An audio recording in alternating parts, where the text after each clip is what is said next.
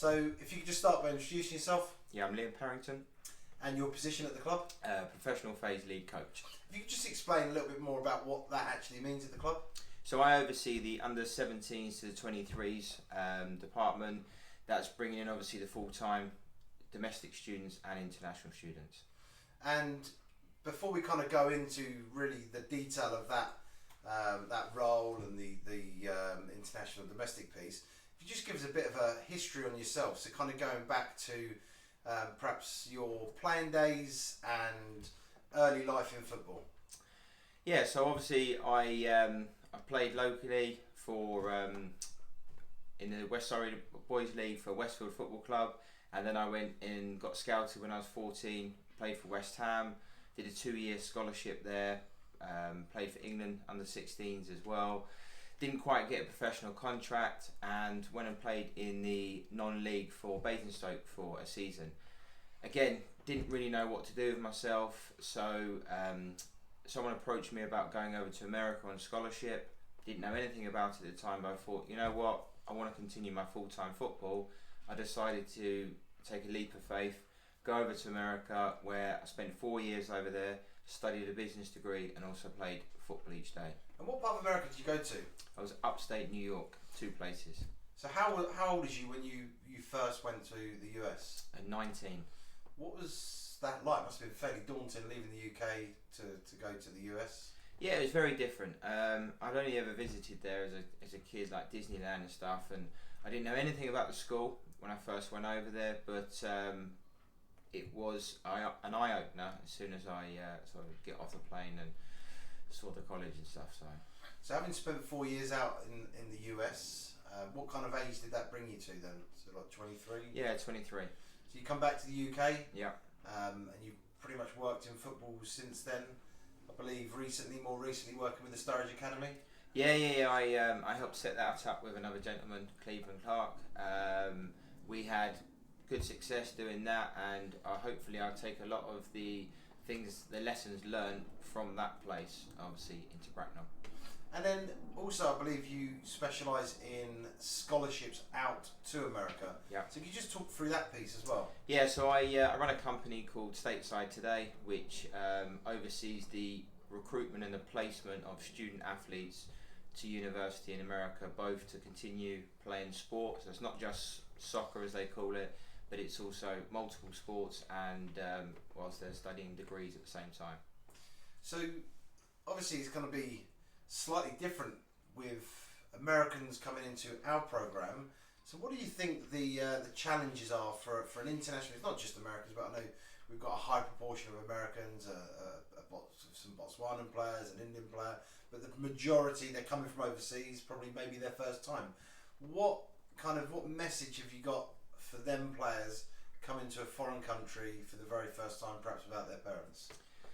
I think it's about embracing it and knowing the reason why they're coming over. You know, if it's whatever their reasons, as long as they're fulfilling them whilst they're in the country, then that's the main thing. If they want to focus on football, make sure that they are doing it. Make sure they're giving 100%. If it's education, if it's cultural, whatever they've signed up for, as long as they can see themselves doing it. And if they've got any questions, got to ask. You know, when I first went over there, I was a little bit skeptical, was a little bit nervous because, you know, going into a foreign country, and just ask people, because everyone's been through the system already that are older, and if you need any guidance or help, just ask people.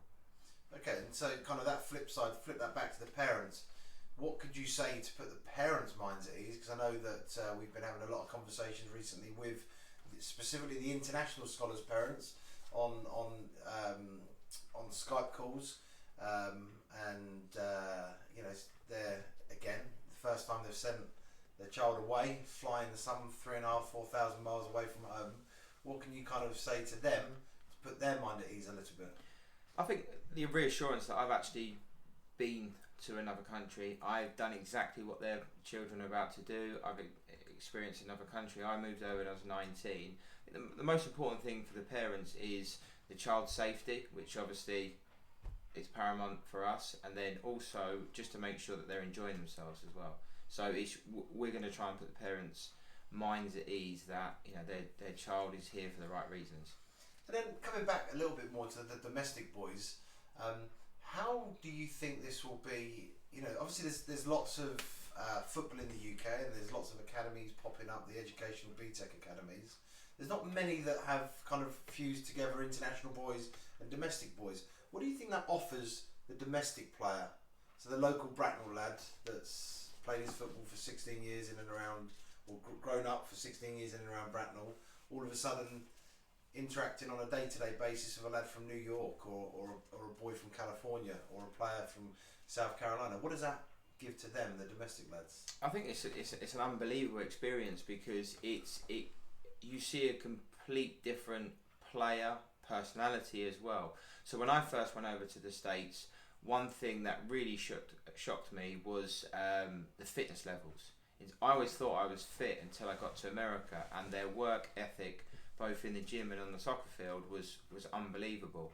Technically, we were probably, the international boys were slightly ahead of the Americans, but fitness, they just made up, just literally ran us over. So I think for the British boys that we have here, it's experiencing how we're perceived as well as players, and also the difference between maybe a skillful South American, if we have one of those over, and the work ethic of the Americans. So I think it's a really good blend so that our boys can understand the key edges to maybe what will be the difference between them getting something or not.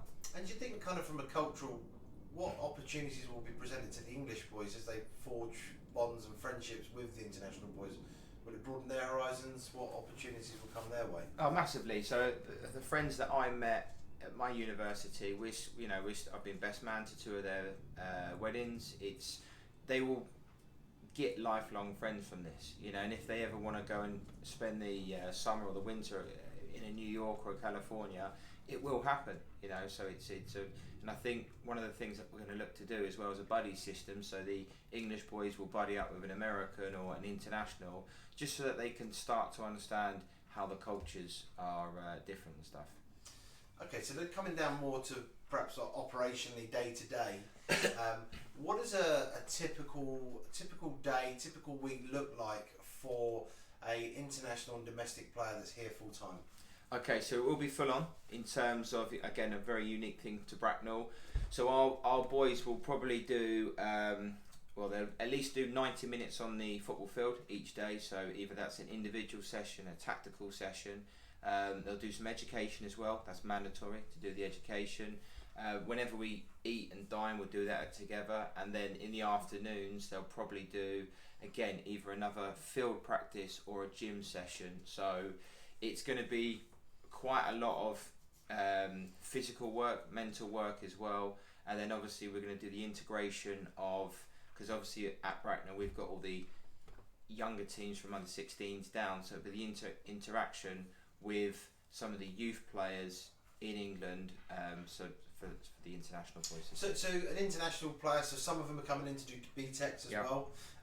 What will the players that aren't studying, the international players not studying the BTEC, what education will they be doing in that period of the day? A lot of the boys that are going to come over, I think, are using this year as a gap year for them to possibly go back to America or to see if they can get a professional contract. So we will be watching those types of players with a keen eye, because what do?